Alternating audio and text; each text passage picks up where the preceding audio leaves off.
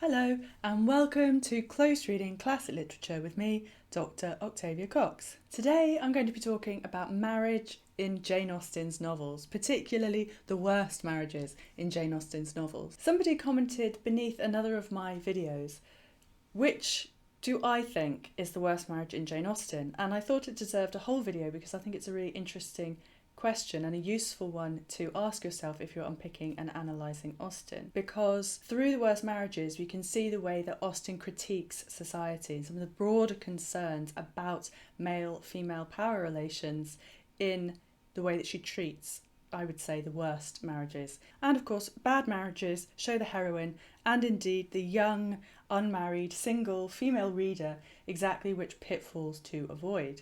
So today I'm going to count down my top, or perhaps that should be bottom 3 worst marriages in Jane Austen's novels. There'll also be some honourable, or perhaps I should say dishonourable mentions too, for those that didn't quite make it onto the list of Jane Austen's worst marriages. Remember, if you like what I do here on my channel where I analyse classic literature, then do please subscribe. And if you like the video, give it a big thumbs up. So first, I'm going to describe my dishonourable mentions. These are some who did not make my top 3, but I think some viewers might expect to be on the list, and I want to explain why I don't think they are, in fact, the worst marriages in Austen. So from Pride and Prejudice, I think there are 2 marriages which some viewers would put perhaps at the top of their list, and that is Charlotte Lucas and Mr Collins and Lydia Bennet and Mr Wickham. But I think that the narrative voice does not condemn actually really either Charlotte or Lydia particularly. And I've spoken about the narrative voice's response to Charlotte's engagement in another video, and I argue that the narrative voice's response to Charlotte's engagement to Mr Collins is different from Lizzie's, even though we might be persuaded into accepting Lizzie's point of view the first time we read the novel. I mean, yes, of course, both Charlotte and Lydia have to end up being married to the man that they are married to, of course, but that is really the extent of the punishment.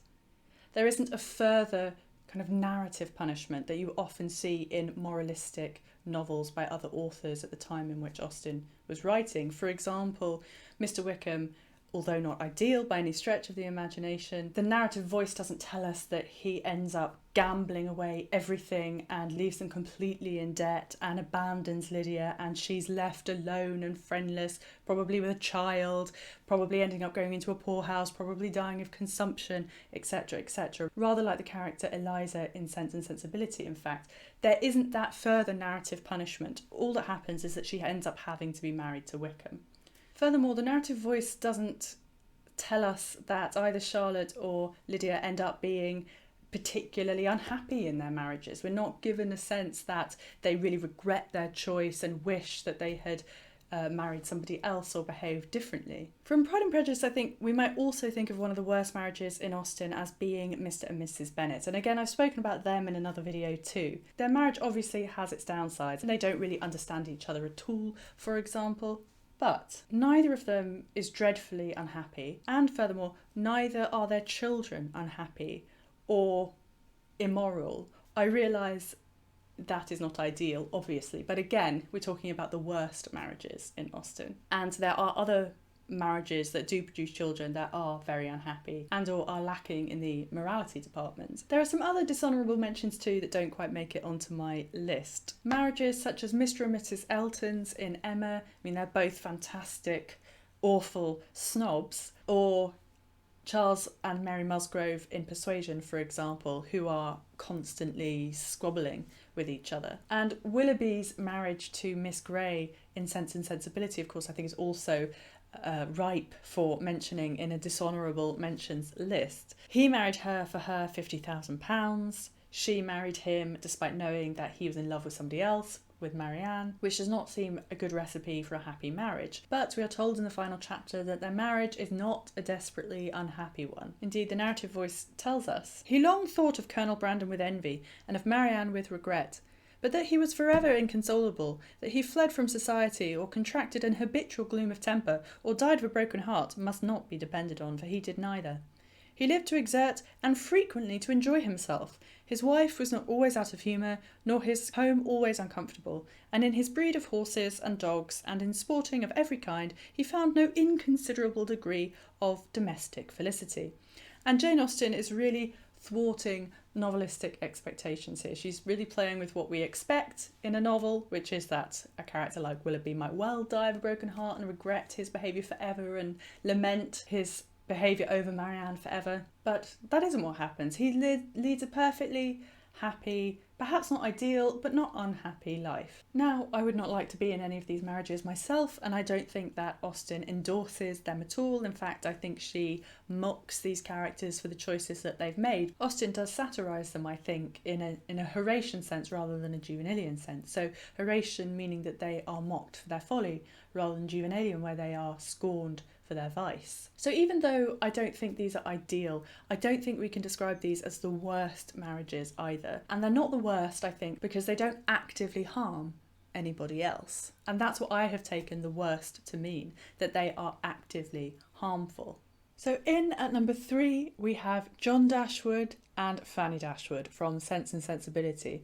And they are the brother and sister-in-law of our heroines, Eleanor and Marianne. In one sense, of course, John Dashwood and Fanny Dashwood's marriage could be seen as a good match. They consolidate their money, they consolidate their power, they consolidate their status, and they both get along quite well with each other in that they share an interest, which is their precious son. Their shared passion is to promote the benefits for their darling Harry. But they do bring out the worst in each other, their greed and their mutual avarice. They promote their own son, who is already very well provided for, and they don't care about the degradation of John Dashwood's other family, his mother-in-law and his sisters, Eleanor, Marianne and Margaret. And Fanny Dashwood, of course, also persuades John Dashwood to renege on the promise that he made his father on his father's deathbed, which was to look after his widow and children. And as their nearest male relative, of course, the Dashwood women rely on John Dashwood to look after them, to provide for them financially, to give them security. So this quotation, I think, shows their marriage in action, and it's from chapter 2 at the beginning, obviously, of the novel. Mrs John Dashwood did not at all approve of what her husband intended to do for his sisters. To take £3,000 from the fortune of their dear little boy would be impoverishing him to the most dreadful degree. No, it wouldn't. She begged him to think again on the subject. How could he answer it to himself to rob his child, and his only child too, of so large a sum? And what possible claim could the Miss Dashwoods, who were related to him by only half-blood, which she considered as no relationship at all, have on his generosity to so large an amount? It was very well known that no affection was ever supposed to exist between the children of any man by different marriages, and why was he to ruin himself and their poor little Harry by giving away all his money to his half-sisters? It was my father's last request to me, replied her husband, that I should assist his widow and daughters.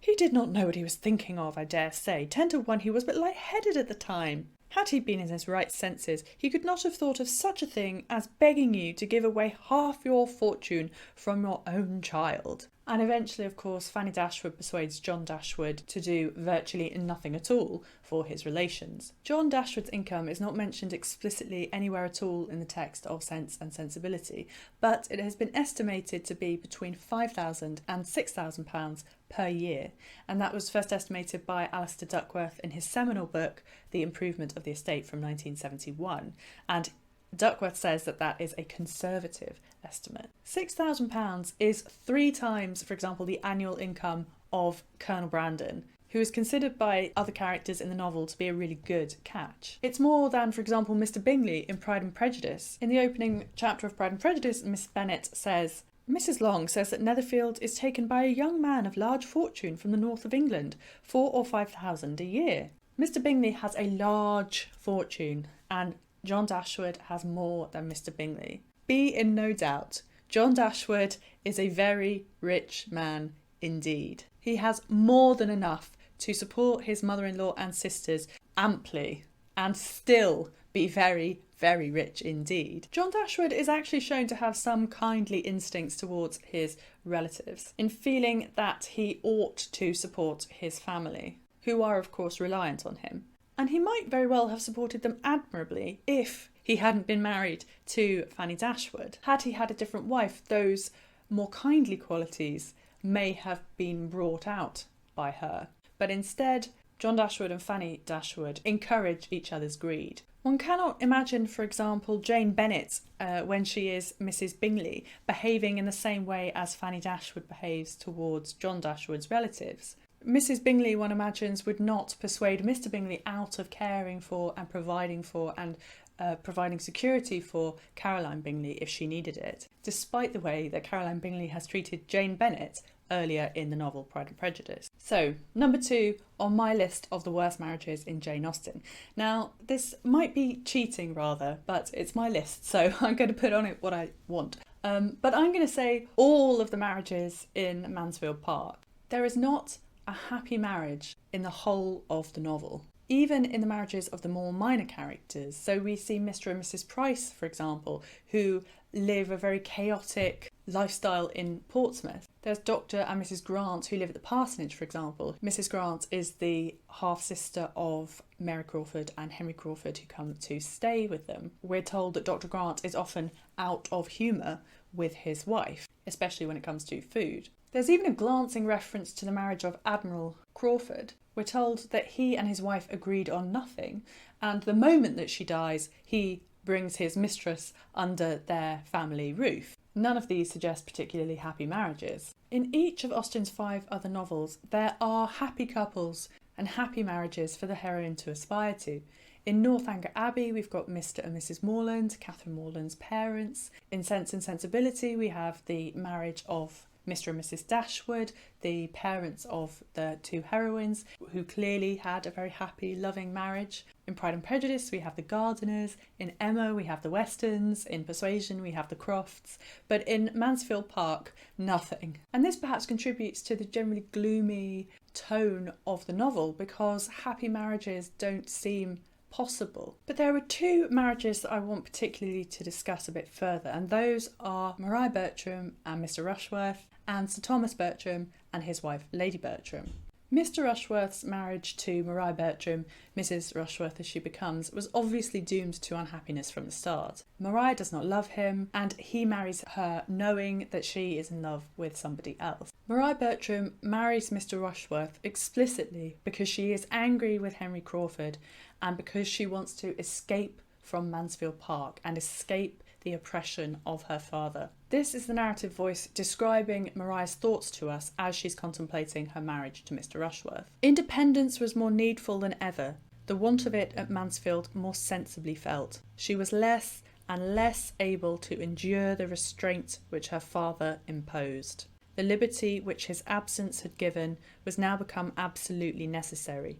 She must escape from him and Mansfield as soon as possible. This quotation leads to another couple who I think have one of the worst marriages in Austen, which is Sir Thomas Bertram and Lady Bertram, because I think each brings out the worst in the other to the detriment of their children. That is, Lady Bertram's supreme indolence and Sir Thomas Bertram's pervasive control. Lady Bertram allows her children basically to get away with anything. In fact, she hardly even notices that they, or anybody else it seems, are even around. She certainly doesn't seem to notice what they get up to. And Sir Thomas tries to control them, thinking that he knows best, even when it turns out that he did not know best at all. Julia Bertram, Maria's sister, also contracts her marriage because of the alarm she feels at the prospect of having to return to Mansfield and the controlling dictates of her father.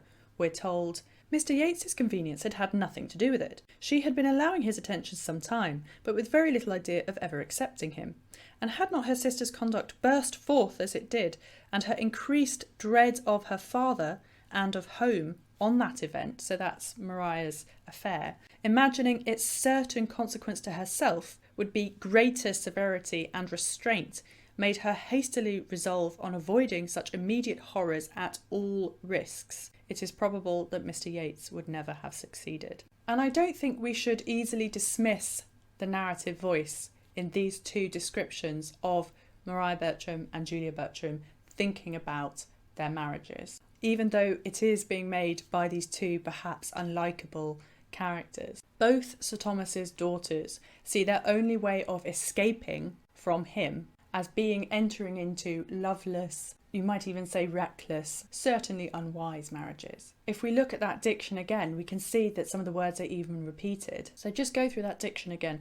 The restraints which her father imposed. She must escape from him and Mansfield as soon as possible. The idea of restraint, the idea of imposed, the idea of escape in order to seek liberty. And then with Julia, we've got her increased dread of her father and of home, worrying about the greater severity and restraint that would be imposed on her, wanting to avoid horrors at all risks. And that's why she entered into her marriage with Mr Yates. Those are very strong words that Austen chooses to use in relation to those characters there. And I don't think that we should just dismiss them because it's Maria Bertram and Julia Bertram who think them, who aren't particularly likeable characters. What is Jane Austen suggesting to us about Sir Thomas and men characters like Sir Thomas Bertram, that both his daughters feel this strongly about his presence? In fact, one of the most chilling sentences in all of Austen, I think, describes Sir Thomas Bertram. Advice was his word, but it was the advice of absolute power. Is there anything more chilling than that? I mean, that is a sentence that is written by someone who understands the subtleties of power dynamics. It was the advice of absolute power. What is the advice of absolute power? It's a command. He might think he's giving advice, but Fanny, who is with Sir Thomas when this sentence is described, knows what that advice is. It's the advice of absolute power. And I think in many ways we can put much of the misery of the novel of Mansfield Park down to the way that Sir Thomas wields his absolute power disguised as advice throughout the novel. So, the number one spot then. A marriage that we don't actually see in the flesh as readers, but one that's very important to the development of the heroine and of understanding some of the broader themes of the novel more generally.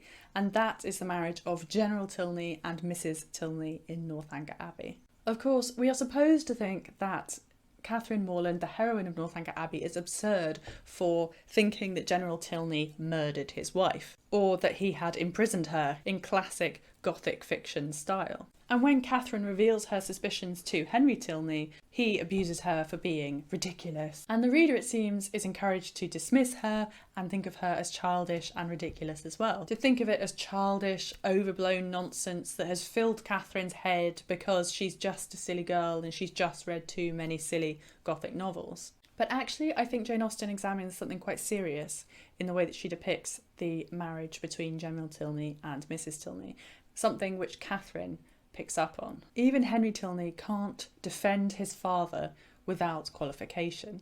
"But your father," said Catherine, "was he afflicted?" This is at Mrs Tilney's death. "For a time greatly so. You have erred in supposing him not attracted to her. He loved her, I am persuaded, as well as it was possible for him to. We have not all, the same tenderness of disposition, and I will not pretend to say that while she lived, she might not often have had much to bear, but though his temper injured her, his judgment never did." This is Henry Tilney's defence of his father. There is a lot of qualifying going on here, and the statement, "his temper injured her," I think is damning. Indeed, the word cruel comes up repeatedly throughout Northanger Abbey when describing General Tilney and his relationship to his wife. So this is Catherine's thinking. "He must have been dreadfully cruel to her. His cruelty to such a charming woman made him odious to her." And when Catherine thinks that Mrs Tilney might still be imprisoned in the Abbey,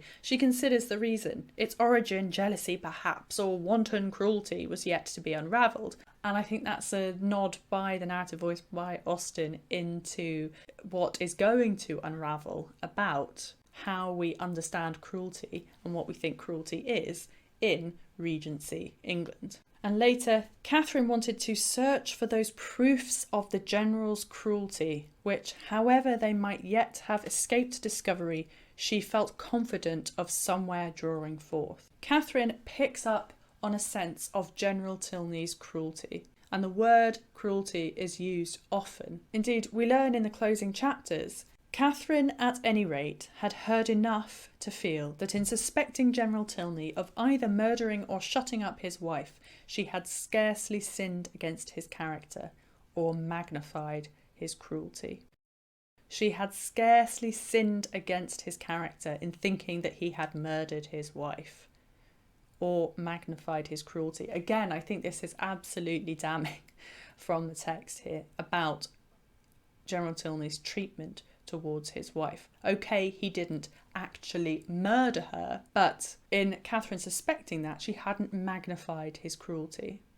It's quite a troubling sentence to be presented with. And also, of course, the marriage produces, it seems to me, 3 unhappy children, certainly slightly troubled children. You've got Captain Frederick Tilney, who seems to have inherited some of his father's cruelty, shall we say, in the way that he treats women. And then Eleanor Tilney, who is not happy at Northanger, living under her father's care, and indeed seems to feel oppressed by him living there. And the narrative voice repeatedly uses the word violence when describing General Tilney's behaviour when he's at Northanger Abbey. The way he pulls a bell for dinner, for example, is described as being with violence. Now, again, that's not the same as murdering your wife, but the associations and the connotations of the words that are being used really do suggest something deeply unpleasant. Violence, cruelty, temper, injured. And Henry Tilney, we learn, comes to Northanger very often to visit his sister there from his own house at Woodston because he is so worried about her living under the roof with their father. No other marriage in Jane Austen's novels is characterised by the word cruelty, as it is repeatedly when thinking about General Tilney's and Mrs Tilney's marriage in Northanger Abbey. And surely there is nothing worse in marriage than cruelty. I said earlier that Jane Austen is doing something serious in her description of General Tilney and Mrs Tilney's marriage, and that's to expose everyday, ordinary villainy. The kind of villainy that happens in common life. He's not a gothic villain. He didn't actually murder his wife, but Catherine perceives his villainy. He killed his wife with unkindness, he injured her with his temper, and he treated her with cruelty. And the narrative voice, it seems to me, suggests that Catherine is indeed right to see General Tilney as a villain because he treated his wife with cruelty. And I think Jane Austen asks us to think about this difference across her novels between conventional novelistic villains and everyday real-life villains, or what is villainy in Regency England. Although it is perhaps more pronounced in Northanger Abbey than in her later novels, Northanger Abbey was one of the first that she wrote. She wrote it in the 1790s,